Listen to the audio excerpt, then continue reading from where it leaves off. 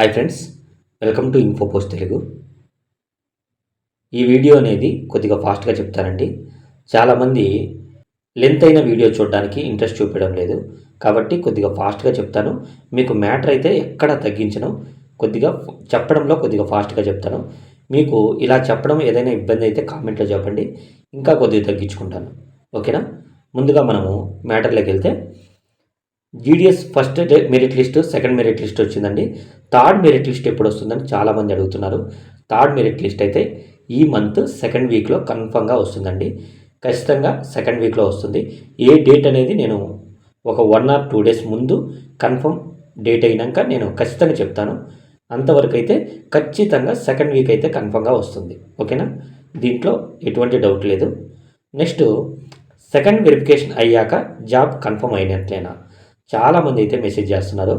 Second verification అయినాక దాదాపు confirm అయినట్లే, కానీ కొన్ని దగ్గరలో మీ సర్టిఫికేట్లు అనేవి ఫేక్ అని చాలామంది చెప్తున్నారంట. అంటే మన స్టేట్స్లో కాదండి, ఇతర స్టేట్స్లో మీ సర్టిఫికేట్లు ఫేక్, అంటే తెలంగాణకి డిజీ లాకర్ లేనందువల్ల మీ సర్టిఫికేట్లు అనేవి ఫేక్ అంటున్నారండి. కానీ అవన్నీ చెల్లవు. ఖచ్చితంగా మనకు డిజీ లాకర్ అనేది తెలంగాణకు లేకపోయినప్పటికీ ఖచ్చితంగా మన సర్టిఫికేట్లు అనేవి బోర్డుకు పంపిస్తారండి. అక్కడ ఓకే అనిపిస్తే మన జాబు ఎటువంటి పరిస్థితుల్లో పోదు. మీరు అలాంటివన్నీ తీసుకొని మీరు కంగారు పడద్దు. కన్ఫర్మ్గా మీరు ఫస్ట్ వెరిఫికేషన్ అయ్యిందంటేనే దాదాపు 50-60% కంప్లీట్ అయినట్టే మీ జాబు. కానీ సెకండ్ వెరిఫికేషన్ ఎందుకంటే, ఫస్ట్ వెరిఫికేషన్లో ఏమైనా మీకు మ్యానిపులేట్ అయినాయా, అంటే అక్కడ చేసే ఆఫీసర్లు ఏమైనా మ్యానిపులేట్ అయ్యారా అని చూడడానికి మాత్రమే సెకండ్ మెరిట్ లిస్ట్. మిమ్మల్ని రిజెక్ట్ చేయాలి అంటే ఖచ్చితంగా మీకు కాల్ చేసి, లేకపోతే మీ మెయిల్కైనా మీకు పోస్ట్లో అయినా చేసి ఖచ్చితంగా రిజెక్ట్ చేస్తారు తప్ప ఎటువంటి ఇన్ఫర్మేషన్ లేకుండా మిమ్మల్ని రిజెక్ట్ చేసే అవకాశం అయితే ఉండదు. మిమ్మల్ని రిజెక్ట్ చేస్తే వారు ఖచ్చితంగా చట్టపరమైన అన్ని వారు ఎదుర్కోవాల్సి ఉంటుంది. కాబట్టి ఖచ్చితంగా రిజెక్ట్ చేసే అవకాశం అయితే అస్సలు ఉండదు.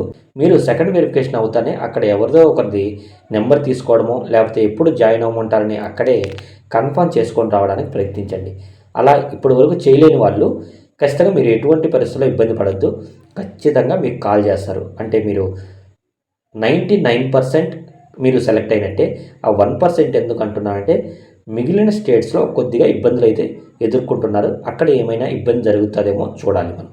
ఇంతవరకు అయితే జరగలేదు. ఇక మీదట ఏమైనా ఇబ్బంది చేస్తారేమో చూడాలి.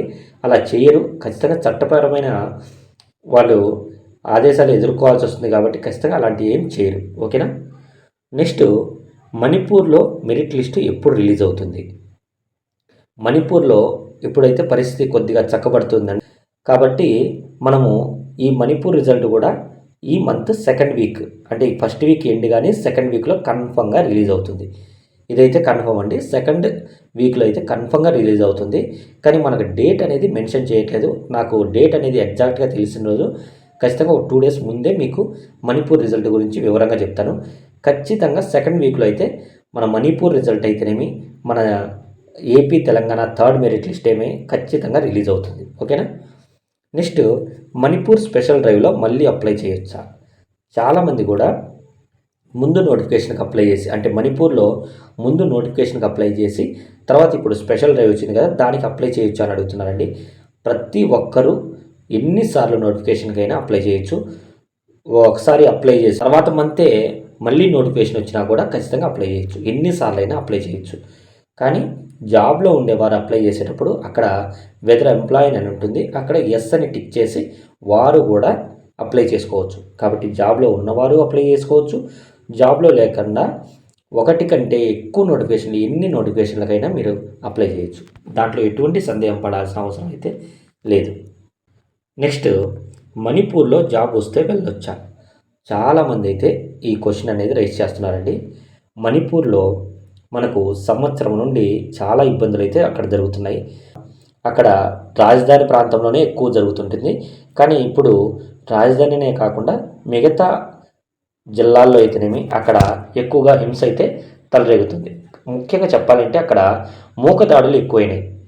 అంటే కొంతమంది గ్రూప్గా చేరి ఒక 2 తెగలుగా విడిపోయి వారు అనేది కొట్టుకొని మిగతా ప్రజల మీద కూడా అది ప్రభావితం అయ్యేలా చేస్తున్నారు. కాబట్టి దయచేసి నేను చెప్పేది ఏంటంటే మీరు అన్నీ అక్కడ పరిస్థితులను అవగాహన చేసుకొని వెళ్ళండి.